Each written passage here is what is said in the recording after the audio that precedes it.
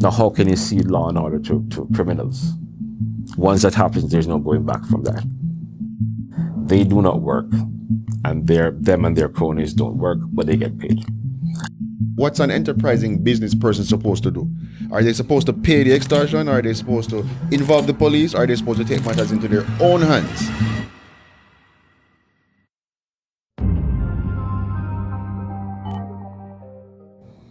Businessmen and women prefer to pay the extortionists than anything else, and I can't fault them, because truth be told, each citizen can't have a policeman standing beside them 24/7. Right. More so businessmen and women. Yes, they can hire security guards, but we've seen in Jamaica where security guards have been killed by the scammers themselves, by the extortionists and their cronies. Yes. So, and again, most of these extortionists live in garrison communities, and they target the garrison communities. The businesses close or in close proximity to those garrison communities. Right. It was said that there was once a time in Jamaica, especially in downtown Kingston, where half of downtown was being managed by Dudus and Zeeks fifths. Sorry, and that the other half by Dudus. Sorry, can you managed by who? Sorry, Donald's Phipps. Okay. AKA Zeeks. Okay. And this another stain on the Jamaican Constabulary. There was one incident where Donald Phipps was arrested by the Kingston Central Police, and then all of the surrounding communities that he's the don for came out and blocked the East Queen Street. And the police command at the time handed Zeke a bullhorn, put him on a prominent spot at Kingston Central, and allowed him to speak to the people, telling them to disperse.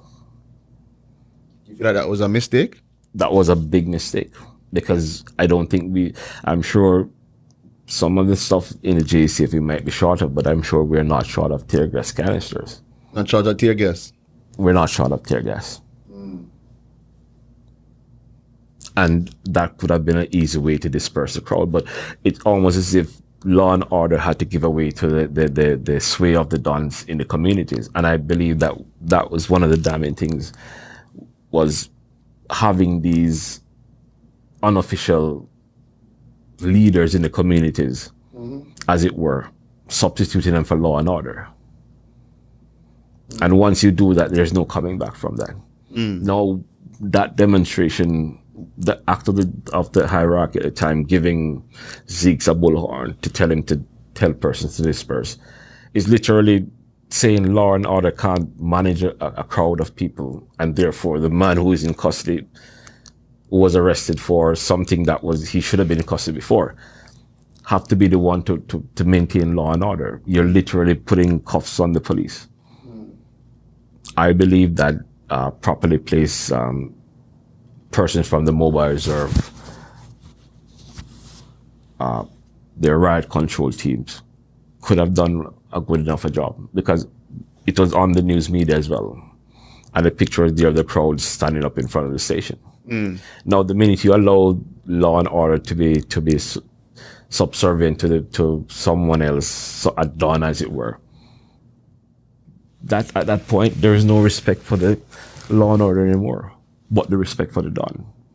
Now, how can you see law and order to criminals? Once that happens, there's no going back from that. And that's what we've been seeing so far in and around the island of Jamaica as it relates to garrison communities. What's an enterprising business person supposed to do? Are they supposed to pay the extortion? Are they supposed to involve the police? Are they supposed to take matters into their own hands? Well, and again, I don't think even the police hierarchy have a definitive solution to that. And I'll tell you why. Because the truth of the situation is, most persons pay the extortion. In fact, this is a statistical fact. A lot of crimes go unreported by persons because of the perceived notion that nothing will come of it. And then you have persons with exact jungle justice and what have you. And anytime jungle justice happens, it's generally when persons have little confidence in law and order, in the court system, the criminal justice system to right whatever wrong, or to give them some semblance of justice for whatever has happened. Yeah. And anytime that happens, law and order decreases. One only need to look at some of those videos posted on social media where persons are attacking policemen in their uniforms. It's almost as if the uniform means nothing to them. It doesn't represent the country of Jamaica, as well as being the agents of the government to ensure law and order. So if you have something like that, then all that's happening is a tearing down of societal norms. Where, yes, and I must agree that there are policemen who don't live up to their oath of office. But by and large, a large swath of the police force are well-thinking men and women who do their job without favor or affection, malice or ill will.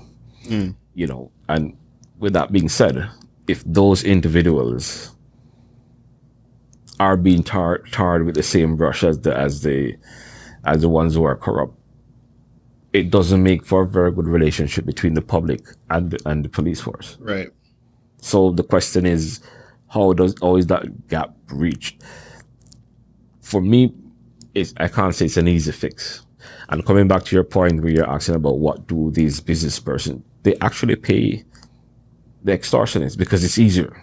In fact, and this is off the record, said outside of official channels, that quite a number of projects that include road work or buildings or what have you do factor in a certain dollar amount to pay off the extortionists as a part of doing business.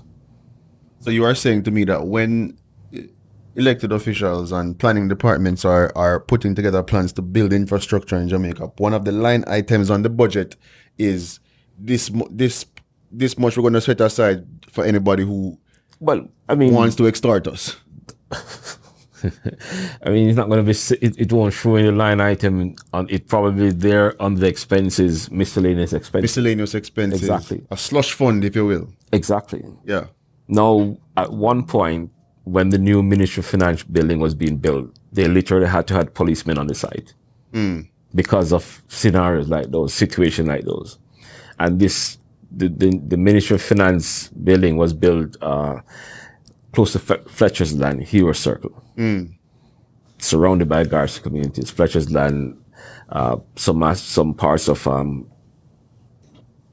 Kingston Eastern, abutting that area. Yeah. And there are contractors who employ police officers when it comes to time to pay individuals when they have payrolls to ensure that everything runs smoothly. No, this is just removing law and order from the process of good business. Yes. But I've had an ongoing information that this is something that is done as a part of doing business. Now, I have no issue if a member of a community who calls himself a Don if he works, but generally they do not work, and them and their cronies don't work, but they get paid, and under the guise of, oh, we're looking out for the site. Yes. All that's being done is them using fear and intimidation tactics to get persons to work, and them themselves not working. And of course, one can imagine they don't get the same pay as the persons who are doing actual work. There's come on the miscellaneous for the persons doing the work. It's under their salaries. So,